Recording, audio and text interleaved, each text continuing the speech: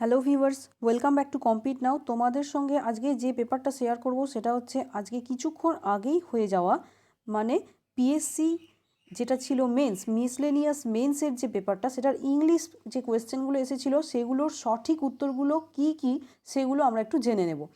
তো দেখো, বলতে গেলে যদি এটা ধরা যায় যে এই পেপারটা কেমন ছিল তাহলে বলা যায় যে খুব কিন্তু যে বলতে পারা যায় না হার্ড ছিল বা খুব ইজিও ছিল এরকম বলতে পারা যায় না। গ্রামার সেকশনটাতে কিন্তু তবুও তোমরা বলতে পারো যে এমনই এসেছে গ্রামার সেকশনটা, সেখানে কিন্তু মোটামুটি কিছু অ্যান্সার করা যায়, ঠিক আছে। আর দেখো ট্রান্সলেশন বা যেগুলো বলতে পারো যে অন্যান্য যেগুলো এসেছিলো প্রেসি, সেগুলো নিয়ে আমি তোমাদের সঙ্গে ডিসকাস পরে করব। কেবলমাত্র গ্রামারের যেগুলো সেগুলো তোমরা একটু দেখে নাও, এখানে পুরোপুরি কারেক্ট অ্যান্সার দেওয়ার আমি চেষ্টা করব। তো চলো প্রথমের যেগুলো আছে দেখে নিই। এখানে দেখতে পাচ্ছ যে দুটো প্যাসেজ রয়েছে, এখানে ট্রান্সলেট করতে বলা হয়েছে ইংলিশে, ঠিক আছে। আচ্ছা, এই কোয়েশ্চেনটার পিডিএফটা তোমরা টেলিগ্রামে পেয়ে যাবে, টেলিগ্রাম চ্যানেলে জয়েন করে নাও, ওখানে আমি অলরেডি কিন্তু পিডিএফটা প্রোভাইড করে দিয়েছি। দেখো যেখানে আছে এটা translate into English for Hindi, যারা ইংলিশটাকে মানে হিন্দি যেটা অপ্ট করেছিল বাংলার পরিবর্তে তাদের জন্য, ঠিক আছে। এবার চলো দেখিয়ে নিই গ্রামারের সেকশানে কী কী এসেছিলো। এবং দেখো তোমাদের যেগুলো এসেছিলো বলতে কি, যেখানে তোমাদের রিপোর্ট রাইটিং ছিল বা বলতে পারো প্রেসি ছিল, প্রেসিটা দেখো খুব কিন্তু যে টাফ প্রেসি এরকম কিছু নয়। হ্যাঁ, কপিল দেবের ব্যাপার নিয়ে, এই ক্রিকেট নিয়ে, যদিও এটা সম্পর্কে আমি পুরোটা এখনও পড়িনি। তো দেখো এটা এসেছিলো, এটাকে প্রেসি করতে বলা হয়েছে। তার সঙ্গে একবার দেখে নাও যেগুলো এসেছিলো কি, যে রিপোর্ট রাইটিংয়ে কি বলা হয়েছে যে একটা স্লাম এরিয়াতে মানে বস্তি এলাকাতে একটা কি হয়েছে, ফায়ার হয়েছে, ম্যাসিভ ফায়ার হয়েছে।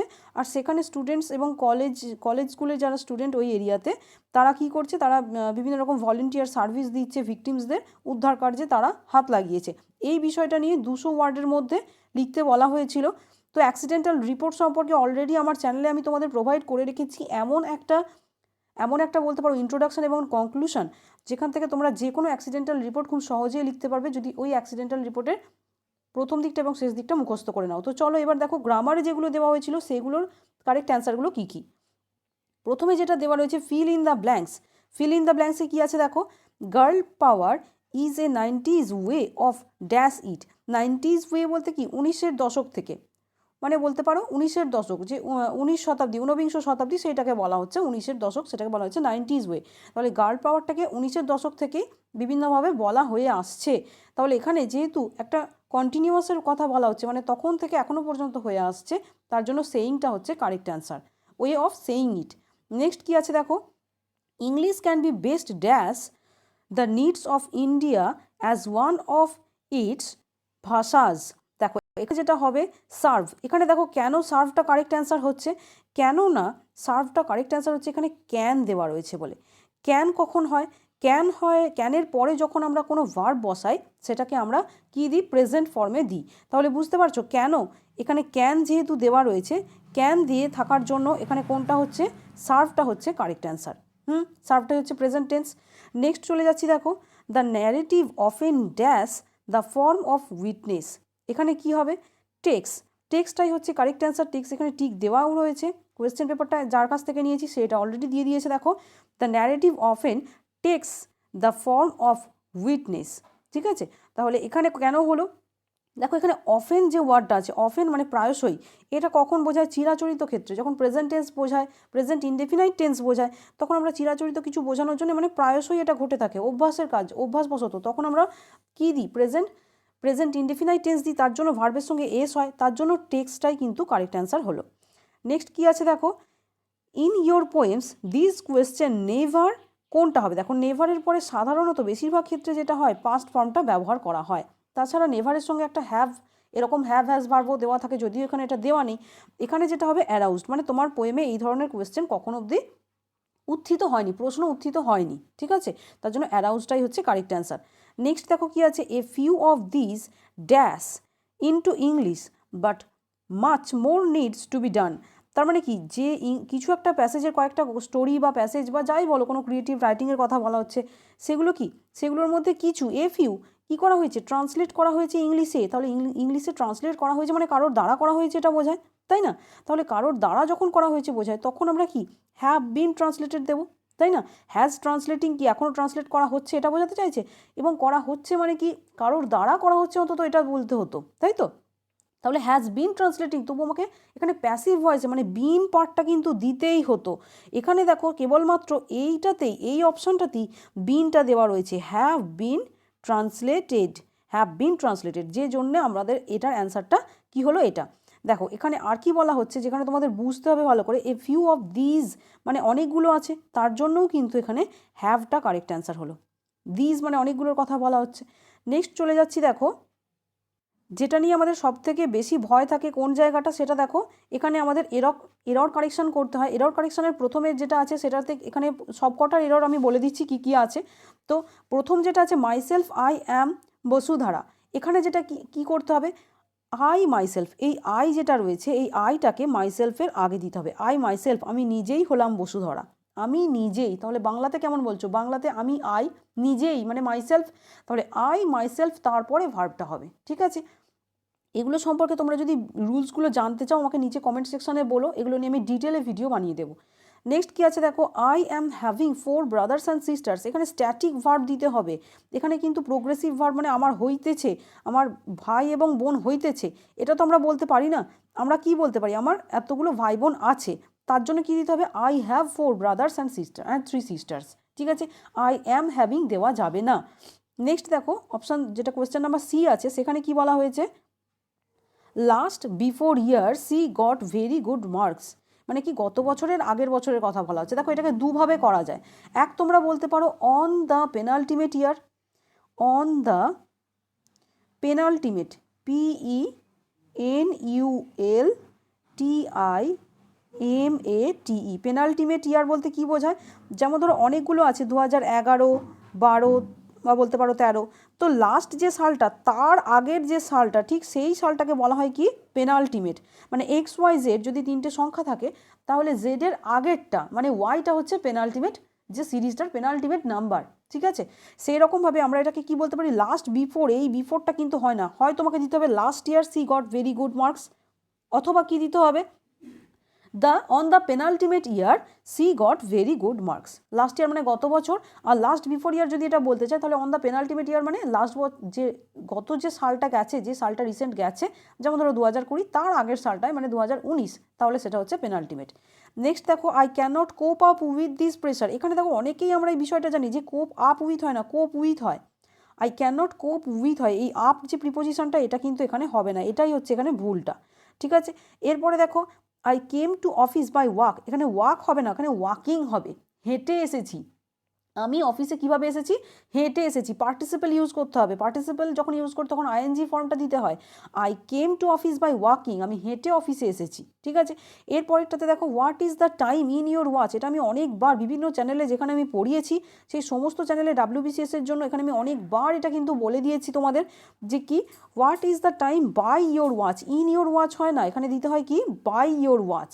এটা বারবার বিভিন্ন পরীক্ষায়, উদ্যান পালনের পরীক্ষাতেও কিন্তু এটা এসেছে। এবার দেখো চলে যাচ্ছি পরেরটাতে, our classroom is in the second floor. দেখো এখানে our classroom is in the second floor, এটাতে আমার কিছুটা কনফিউশন থাকছে, তো এটার জন্য আমি তোমাদের বলবো যে আমি পরে যখন চান্স পাবো বা পরে এটা সম্পর্কে আমি যখন আরও ডিটেলে অ্যানালিসিস করতে যাব তখন এটা বলে দেবো। Our classroom is in the second floor, এখানে কিছু ধরো is in the second floor না is on the second floor এরকম একটা হওয়ার সম্ভাবনা আছে, যদিও এটা সম্পর্কে কনফিউশন থাকার জন্য আমি এটা বলছি না তোমাদের। এরপরেরটা দেখো কি আছে, এরপরে যেটা আছে she is married, she is married with a দেখো লেখা আছে যেটা parochial poet from Jhargram. Parochial বলতে কি সংকীর্ণ মনস্কা বোঝায়। হ্যাঁ, তাহলে এখানে যেটা হবে সেটা বলতে পারো যে সি ইজ ম্যারিড টু হবে, সি ইজ ম্যারিড টু, যখন কোনো ফিমেলের নাম আমরা দিই যেমন সি এখানে রয়েছে তারপরে কি হবে সি ইজ ম্যারিডের পরে কী দিতে হয় টু, আর যখন কোনো হি থাকে তাহলে হি ইজ ম্যারিড উইথ হয়, হি থাকলে উইথ হয়, সি থাকলে টু হয়। ঠিক আছে, এরকম প্রিপোজিশন বসে ম্যারিড টু এ কী করতে হয় she is married to a man, আর he is married with a woman, এইভাবে করবে। ঠিক আছে, বুঝতে পারলে ব্যাপারটা, সি যখন দিয়ে আমরা স্টার্ট করছি তারপরে ম্যারিড, তার মানে সি ইজ ম্যারিডের পরে টু দিতে হয়, আর হি দিয়ে যখন স্টার্ট করছি হি ইজ ম্যারিড উইথ দিতে হয়। এরপরে দেখো যেগুলো আছে যেটা বলা হয়েছে কমপ্লিট তোমাদের সেন্টেন্স, এখানে ইডিওমেটিক ফ্রেজ দেওয়া রয়েছে, প্রত্যেকটার আমি মিনিং বলে দিচ্ছি, আমি চেষ্টা করছি একটা করে তোমাদের এটার জন্য সেন্টেন্সও করে দিতে। Sat on fence, sat on fence যখন দেখো এখানে যখন স্যাট দেওয়া রয়েছে তোমাদের খেয়াল রাখতে হবে যে সিটের অপোজিট মানে সিটের পাস্ট ফর্ম স্যাট দেওয়া রয়েছে পাস্ট ফর্মে, তাহলে স্যাট দিয়েই কিন্তু তোমাদের এখানে যেটা করতে হবে ফিল ইন দ্য ব্ল্যাঙ্কসটা মানে ফিল ইন দ্য ব্ল্যাঙ্কসটা এখানে মেক সেন্টেন্সটা যখন করবে এইভাবেই করবে। তাহলে দেখো এটার মানে হচ্ছে কি নিউট্রাল থাকা বা নিরপেক্ষ থাকা। এটার জন্য আমরা কি বলতে পারি, he sat on fence at the time of argument. হ্যাঁ, যখন ঝামেলা অশান্তির সময় সে স্যাট অন ফেন্স মানে সে কোথায় বসেছিল, নিরপেক্ষ মানে ফেন্স, স্যাট অন ফেন্স মানে নিরপেক্ষ ছিল, ঝগড়া অশান্তির সময় আর্গুমেন্ট মানে কথা কাটাকাটির সময় সে নিরপেক্ষ ছিল। হলো এরপরে দেখো once in a blue moon মানে কি খুব ভেরি রেয়ার বলা হচ্ছে, তাহলে we meet our relatives once in a blue moon মানে আমরা আমাদের রিলেটিভসদের সঙ্গে খুব রেয়ার দেখা করি। হলো এরপরে দেখো কাম রেন অর শাইন মানে কি যাই হয়ে যাক, মানে হোয়াট এভার হ্যাপেন্স যাই হয়ে যাক, যেমন এটা দিয়ে বলতে পারো কাম রেন অর শাইন মানে বৃষ্টি আসুক চাই শাইন হোক যাই হয়ে যাক আর কি, তাই না? তাহলে এখানে বলতে পারো mother takes care of her child whether come rains or shine মানে মাদার তার চাইল্ডের কেয়ার করে সেটা যাই হয়ে যাক না কেন। নেক্সট কি আছে, take it with a pinch of salt, এটার মানে কি হয়, এই ইডিয়ামটার মানে হচ্ছে বলতে পারো যে সন্দেহের সঙ্গে নেওয়া। হ্যাঁ, take it with a pinch of salt মানে accept with a doubt, accept with doubt বলতে পারো। তাহলে হি অ্যাকসেপ্টেড হার আইডিয়া বা বলতে পারো বলতে পারো he approved her idea with a pinch of salt, এটাও বলতে পারো। নেক্সট আছে দেখো হিট দ্য হে মানে এটা দেখো বোঝার একটা উপায় হচ্ছে হে বলতে যেটাকে বোঝা হয় সেটা হচ্ছে খড়, তাহলে খড়ের উপরে ধাক্কা মারা মানে কি খড়ের উপরটা নরম নরম জায়গা, আমরা ছোটোবেলায় খড়ের উপরে দেখবো অনেক খেলেছি, তাহলে হিট দ্য যখন বলছি এটার মানে হচ্ছে শুয়ে পড়া মানে go to bed, I am tired so I have to hit the আমি খুব ক্লান্ত যার জন্য আমাকে শুয়ে পড়তে হবে, তাহলে হিট দ্য হ্যাং অন মানে কি বোঝায়, to wait for new moment, ঠিক আছে, মানে to wait for few moment বলতে পারো যে কিছু সময়ের জন্য অপেক্ষা করা। Hang on and you will see the result, এভাবে অ্যান্সার করতে পারি হ্যাং অনটাকে আমরা। হ্যাঁ, hang on and you will see the result, তুমি একটু ওয়েট করো এবং রেজাল্টটা দেখতে পাবে। গেট রিড অফ মানে কি মুক্তি পাওয়া, তো আমরা দেখো এটাকে আমরা অনেক জানি, এটা কিন্তু অনেকবার পড়েছি। গেট রিড অফ মানে কি get rid of bad company মানে খারাপ সঙ্গ থেকে মুক্তি পাও এরকম বলা হয়, তাহলে গেট রিড অফটা বুঝতে পারলে।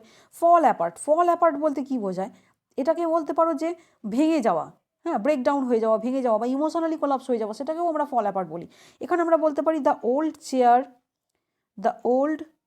চেয়ার ফাইনালি ফলস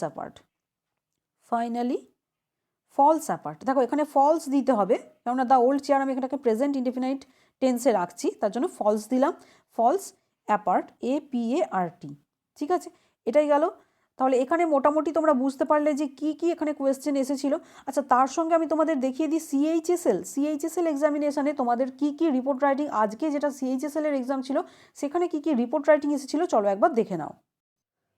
তো দেখো এখানে CHSL এর টায়ার 2 এক্সামিনেশান যারা দিয়েছো তাদের জন্য কি কি এসেছিল দেখো, freedom of speech, constitutional provision and debates, এটার উপরে একটা এসে লিখতে দেওয়া হয়েছিল যেটা কিন্তু তোমরা বুঝতেই পারছো যথেষ্ট টাফ। তার সঙ্গে দেখো লেটার রাইটিং যেটা এসেছিল SDM বা কালেক্টরকে about redressal of tribals problem, বিভিন্ন ট্রাইবাল যে উপজাতি তাদের সমস্যা নিয়ে সেটা নিয়ে একটা কালেক্টরকে একটা লেটার লেখার কথা বলা হয়েছিল। তো এখন আমি তোমাদের বলে রাখি যে PSC মিসলেনিয়াস মেইন পেপারটা আজকে হলো, এটার ম্যাথসের যে পেপারটা ম্যাথসের পেপারটার সলিউশন আমি আনতে চেষ্টা করছি, ম্যাথস পেপার পাওয়া মাত্র কিন্তু আমি তোমাদেরকে সলিউশনটা দিয়ে দেবো, ঠিক আছে। আর এই ভিডিওটা কিন্তু আমি তোমাদের জানিয়ে দিই যে পরীক্ষা শেষ হওয়ার পরে কিন্তু কোয়েশ্চেন পেপার শেয়ার করা হয়েছে, সুতরাং এইভাবে কোনো চিন্তাভাবনা করো না, এইভাবে কোনো দ্বিধার মধ্যে থেকো না যে এটা কোয়েশ্চেন লিক হয়েছে বা ফাঁস হয়েছে প্রশ্নপত্র, এরকম কিন্তু কিচ্ছু নয়, ঠিক আছে।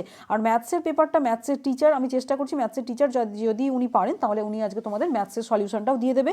Keep watching our channel and stay motivated, study hard, take care of yourself and by.